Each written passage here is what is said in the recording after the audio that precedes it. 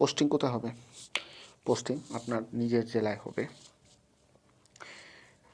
উপজেলায়ও হতে পারে, পাশের উপজেলায়ও হতে পারে, নিজ উপজেলা, পাশের জেলা কিংবা ডিস্ট্রিক্ট। আপনার যেই জায়গায় খালি থাকবে সেইখানে আপনাকে পোস্টিং দেবে। অবশ্যই আপনাকে নিজ জেলার বাইরে পোস্টিং দিবে না যদি কপাল খারাপ না থাকে।